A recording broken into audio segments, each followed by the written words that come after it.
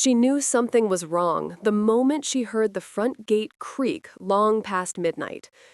It was the way the sound hesitated, like someone unsure if they should even come inside. From the living room window, she watched a familiar shadow cross the courtyard, shoulders tense, steps uneven. It was Harith, her husband's cousin, the gentle soul who rarely raised his voice, never came home late, and always carried a quiet smile. Tonight, he carried none of that. She felt the hairs on her arms lift as she pressed her fingertips to the cold glass. Harith paused under the dim porch light, breathing hard, as if he had just run a long distance. His clothes were fine, nothing torn or alarming, and yet he looked shaken, like he had left a piece of himself behind somewhere in the dark. Her heart fluttered in her chest, part worry, part fear of what this moment might mean. She stepped back from the window when she heard the latch turn. A warm lamp glowed in the corner, casting a soft gold light across the quiet room. Her husband, Jamal, had fallen asleep on the sofa earlier, and she had draped a shawl over him, hoping he would sleep through the night peacefully. But peace had not returned with Harith. When he entered, she noticed the first thing immediately: his eyes. A storm lived in them, a quiet, trembling panic. Eyes that carried a truth he clearly wished he didn't have to hold. She rose slowly from her seat. "Harith," she whispered, her voice gentle. He looked up at her, startled, and forced a thin, strained smile. "I didn't realize you'd still be awake." She stepped closer. "I heard the gate. Is everything all right?" He opened his mouth, paused, then closed it again. The silence stretched between them, unsteady and fragile. She could tell he wanted to speak, that something inside him begged to rise to the surface, yet he swallowed it back, gripping the strap of his bag until his knuckles went pale. "It's nothing," he finally said. "Just a long evening." She shook her head softly. "No, your eyes, they're telling me something happened." He looked away at that, jaw tightening. Her heart ached. Harith had always been like a younger brother to Jamal, and over the years she had grown to see him as family too, a kind, thoughtful presence who often helped her with chores, fixed small things around the house, and shared light-hearted stories during tea. But tonight, the warmth he usually carried was gone, and in its place was a weight he could barely stand under. She reached out, resting a hand lightly on his arm. "Whatever it is, you don't have to face it alone." He finally met her gaze again, and for a brief moment, the storm inside him flickered long enough for her to see just how deeply he was hurting. Then, footsteps shifted behind them. Jamal stirred on the sofa, turning in his sleep.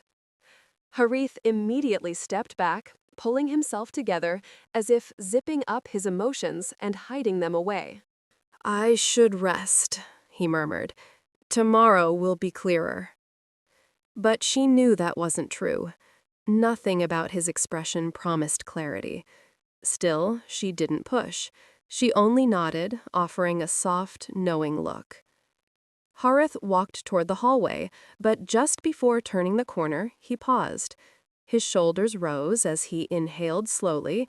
Then he murmured, almost too quietly to hear, "Thank you for noticing." When he disappeared into the darkness of the corridor, she stood frozen in place, her heart beating louder than the clock ticking on the wall. Something had changed tonight. Something unspoken, something heavy, something that terrified her more than she could name. And long after Harith's door clicked shut, she remained in the quiet room, unable to shake the image of his trembling eyes.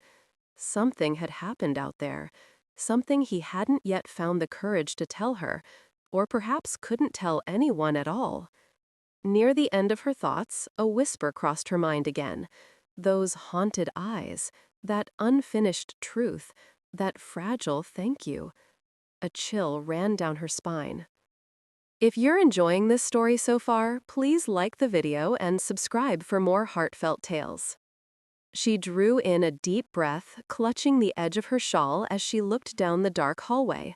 Tomorrow, she would need answers, and she feared that when the truth finally surfaced, it would change everything. Morning light filtered through the curtains, soft and warm, but it did little to quiet the uneasy feeling in her chest. She moved gently around the kitchen, preparing breakfast, while the house remained unusually silent. Jamal had left early for a work errand, leaving her alone with her thoughts and with Harith somewhere behind the closed door down the hallway. She kept glancing in that direction, listening for any sign of movement, but the quiet only deepened. It wasn't normal for him to sleep this late. He was always the first to rise, always offering to help, always carrying that hopeful calm. But nothing about last night had been hopeful. When she finally heard the door click softly open, she held her breath. Harith stepped out slowly, his expression gentler than the night before, but still weighed down by something unspoken. He offered her a faint smile. "Good morning." She poured him tea without being asked. He hesitated before sitting at the table, as though stepping into the light felt too exposing. "Did you sleep at all?" she asked quietly. He took the cup with both hands, staring at the steam. "A little." She waited, giving him space, letting silence be an invitation rather than pressure. He finally spoke. "I'm sorry if I worried you. I didn't mean to come home like that." "You don't have to apologize," she said, her voice soft. "I just want to know if you're all right." Harith looked up, his eyes tired but sincere. "I'm trying to be." Those words settled heavy in the air, like a truth wrapped in hesitation. She leaned her elbows on the table, her voice barely above a whisper. "You know you can talk to me. I won't repeat anything to Jamal unless you want me to." His shoulders dropped slightly, as though those words gave him permission to breathe. But instead of opening up, he gently shook his head. "There are things," he said slowly, "that feel too complicated to explain, and I don't want to burden anyone with them yet." Her heart tugged with sympathy. "Burden? You've never been a burden to anyone." He smiled for a second, small, fragile, but it faded quickly. "I appreciate you saying that." She noticed then the faint scuff on his wrist, like he had brushed against something rough. Not an injury, but a sign. Something had happened, something he was trying very hard not to reveal. "Harith," she said softly, "did someone upset you or scare you last night?" He hesitated. The question struck something in him. She saw it in the way his fingers tightened around the cup. He didn't answer, at least not directly. Instead, he murmured, "Sometimes people show a side of themselves that you never expected." Her breath caught. "Someone you know?" He nodded once, his expression tightening. She waited for more, but he sank into silence again, eyes lowered, clearly not ready to share the full truth. She respected that, but her mind spun, tracing possibilities, none of which eased her heart. "To shift the mood," she offered gently, "why don't you help me sort the garden later? It might take your mind off things." He looked up again, surprised by the simple comfort of the offer. Then he nodded. "I'd like that." The quiet settled again, but this time it felt less heavy, like a bridge forming slowly between them. Later that afternoon, the sun cast a warm glow across the small garden. Birds hopped along the stone path. She knelt beside the flower bed while Harith pulled weeds near the corner, working quietly but steadily. After some time, he spoke in a low voice. "Thank you for being patient." She looked over at him. "You don't have to thank me for caring." He met her eyes, and for the first time since last night, she saw a glimmer of something softer, maybe trust, maybe hope. But just as she felt him begin to open, a shadow crossed his expression. He suddenly froze, his gaze fixed on something beyond the gate. She followed his line of sight, but from where she knelt, she couldn't see what had startled him. "Harith?" she whispered. He slowly stood, his face pale, his breath unsteady, his eyes widening with a fear she hadn't seen before. Her pulse quickened. What are you looking at?" He didn't answer. He simply stared, unmoving. A moment stretched, the garden silent, the wind still, the tension sharp enough to sting. Something, or someone, had returned, and she felt the world shift again. She rose slowly from the garden path, brushing soil from her palms as she tried to follow Harith's gaze. His face had drained of color, his posture stiff, as though his body recognized a threat before his voice could form the words. "Harith?" she whispered again, stepping closer. "What do you see?" He blinked, once, twice, his breath catching unevenly. Then, with effort, he shook his head and looked away from the gate. "It's nothing," he said quietly, but the tremor in his voice told her it was anything but nothing.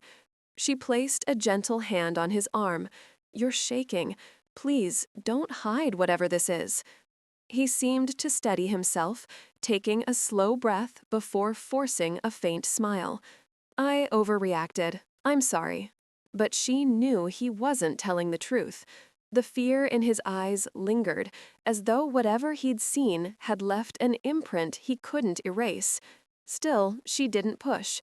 She simply said, "Let's go inside. It's getting warm."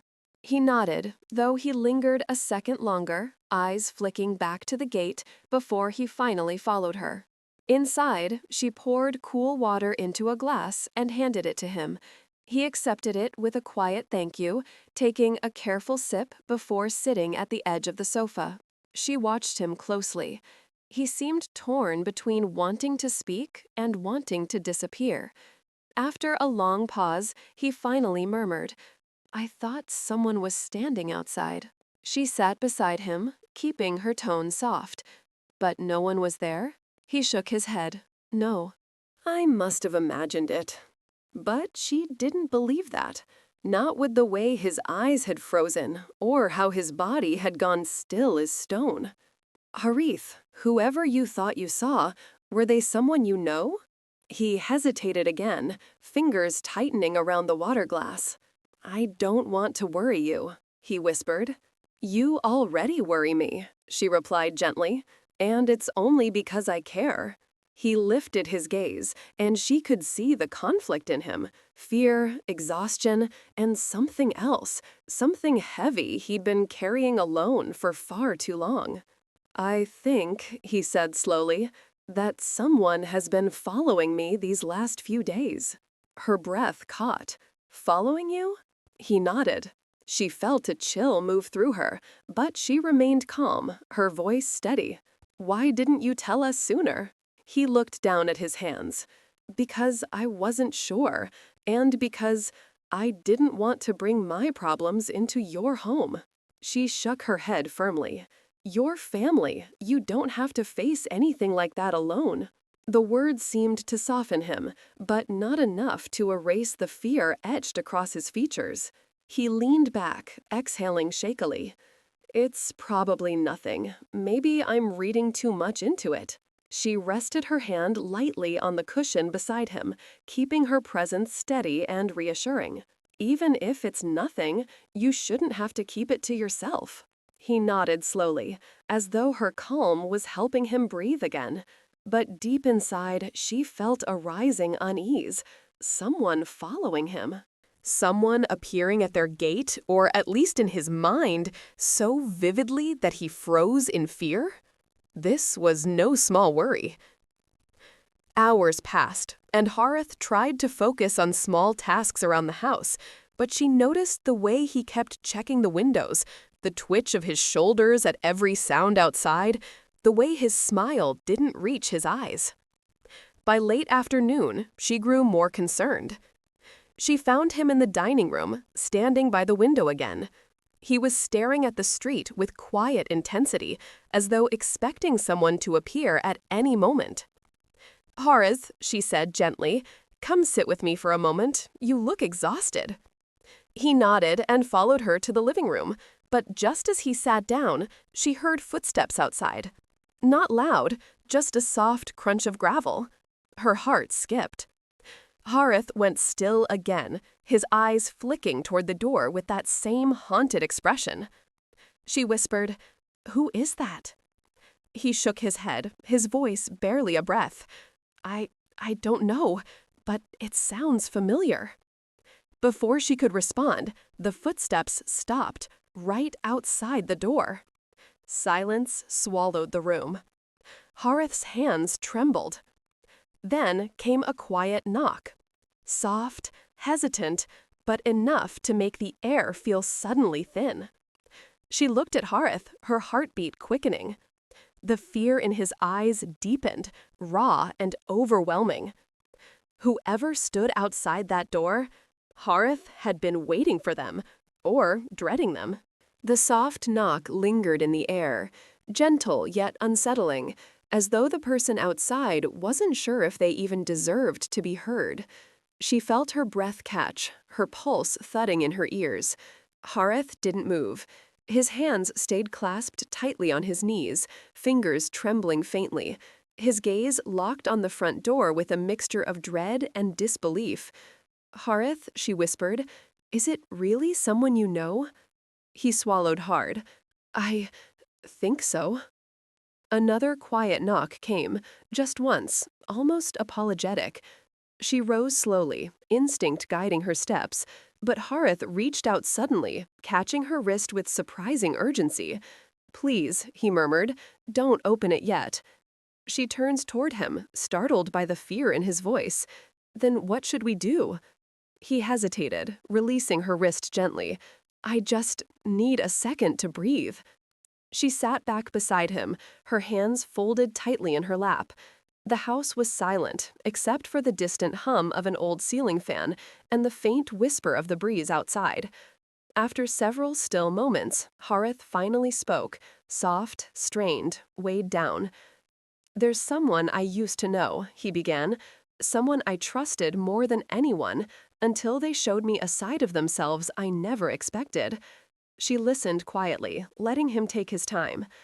"We had a disagreement," he continued. "Something, at first, but it grew. And when things grew too tense, I stepped away. I thought distance would help." He inhaled sharply, his chest rising with the effort. "But instead of letting me go, they kept finding me." She felt her stomach tighten. "Have they ever threatened you?" He shook his head quickly. "No, not with words, not with anything you could point to and say it was wrong. But they linger. They appear without explanation. They stand too close. They look at me like I owe them something." She felt a chill move down her spine. "But this person," she whispered, "they came here? To our home?" He looked toward the door again, his expression tightening. "I hoped they wouldn't. I hoped they'd finally stop." The quiet knock returned, but this time only once, faint and hesitant, as if the person outside was losing courage. Her breath hitched. "Horace," she murmured, "we can't just leave them standing there." He nodded, though his jaw was clenched. "I know. I need you to stay beside me when I answer." "Of course." He rose, shaking out the tension in his hands before walking slowly toward the door. She stood close behind him, not touching, but present, steady, calm, a grounding force for the fear twisting inside him. He placed his hand on the lock. For a moment he hesitated, closing his eyes to steady himself. Then he opened the door. A soft gasp escaped her as she peeked around his shoulder. A woman stood outside. Young, perhaps near Harith's age, dressed simply, nothing alarming about her at first glance. But her eyes, those were filled with an intensity that felt too heavy for a quiet afternoon. She looked at Harith as though she had been searching for him for years. "Harith," she said softly, her voice warm but trembling, "I finally found you." He stiffened, the tension in him tightening like a pulled string. "What are you doing here?" he asked, his tone gentle but firm, respectful yet guarded. The woman smiled, but it wasn't a joyful smile. It was fragile, frayed at the edges, as though held together by hope and desperation. "I needed to talk to you," she whispered. "I didn't know where else to go." He stepped slightly in front of her, protective, shielding her from whatever tension stood between him and the visitor. "This isn't a good time," Harith said quietly. "You shouldn't be here." The woman's eyes glistened. "I know, but I couldn't stay away anymore, not after last night." Her breath caught sharply at those words. Last night. That meant this woman had been part of whatever darkness Harith had returned with. She watched Harith closely. His expression broke for a moment, just a flicker, some mix of guilt and sorrow. "Please," the woman murmured, "I just need to explain. Everything changed yesterday." Harith opened his mouth, but no words came. His silence spoke louder than anything. The woman looked past him then, her eyes landing on her. "Oh," she said softly, startled, "I didn't realize you weren't alone." A soft, uneasy tension spread across the doorway, thick and uncertain. Harith ran a hand through his hair, torn between past and present, between fear and responsibility, between wanting to protect someone and wanting to tell the truth at last. She could feel it. Whatever happened next would shift everything. And then the woman whispered something that froze both their breaths. "Harith, you didn't tell them, did you?" Her heartbeat echoed in her ears as the woman's quiet question hung in the air like a fragile thread ready to snap. Harith didn't move, didn't breathe, didn't answer. He stood frozen in the doorway, caught between two worlds, whatever truth lived behind his eyes and the safety he was trying to protect inside this home. She stepped closer, keeping her voice gentle. "Harith, tell us what she means." He looked at her then, the weight of everything he had carried finally visible: fear, regret, exhaustion, and something deeply human, the fear of hurting people he cared about. The woman outside lowered her gaze, her voice soft. "He didn't do anything wrong. I came to apologize."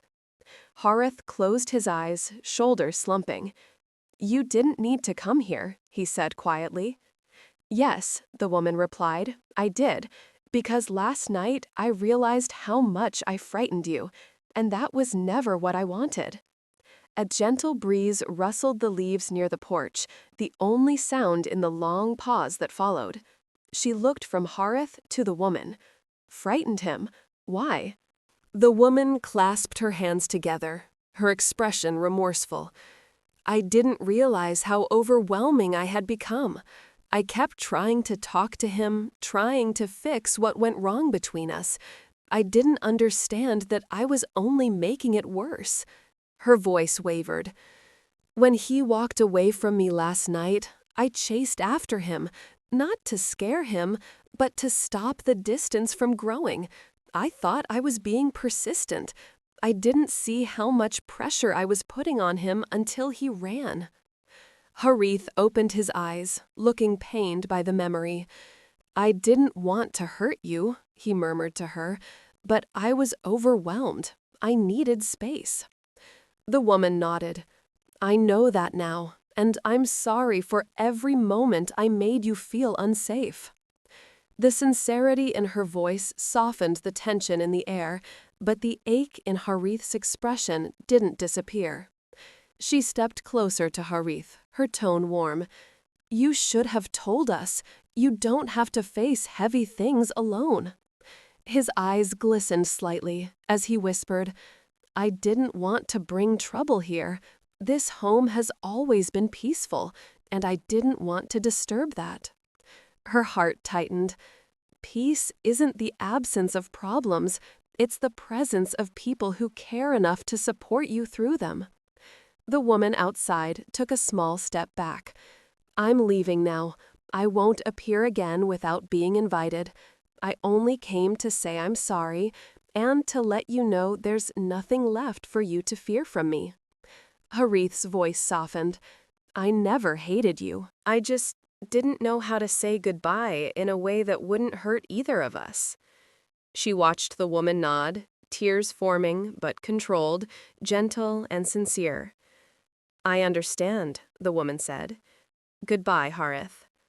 With that, she turned and walked away down the quiet street, her footsteps fading into the afternoon stillness.